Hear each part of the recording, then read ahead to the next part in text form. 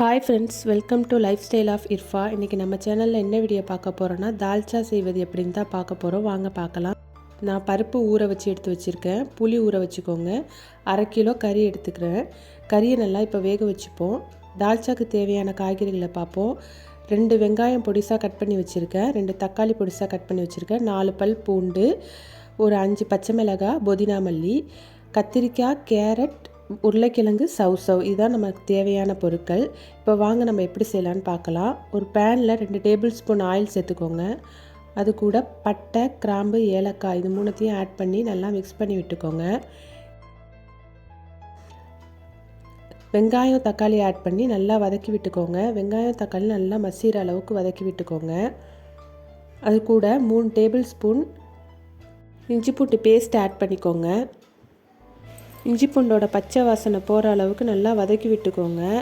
இப்போ நம்ம தால்ச்சாக்கு தேவையான காய்கறிகள் எல்லாத்தையுமே சேர்த்துப்போம். சேர்த்துக்கிட்டு ஒரு கிளறி விட்டுட்டு இப்போ நம்ம ஊற வச்ச புளியை சேர்த்துக்கலாம். தால்ச்சாக்கு தேவையான மசாலாவை பார்ப்போம்.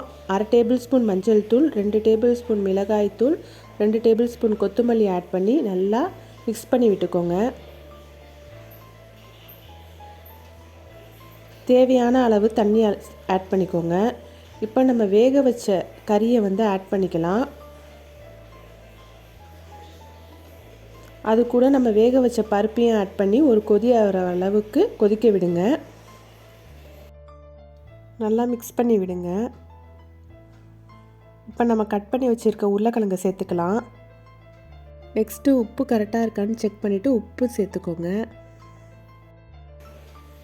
ஒரு கொதி வந்த பிறகு சுவையான தால்ச்சா ரெடி. இந்த வீடியோ பிடிச்சிருந்தால் லைக் பண்ணுங்கள், ஷேர் பண்ணுங்கள், சப்ஸ்கிரைப் பண்ணுங்கள். தேங்க்ஸ் ஃபார் வாட்சிங்.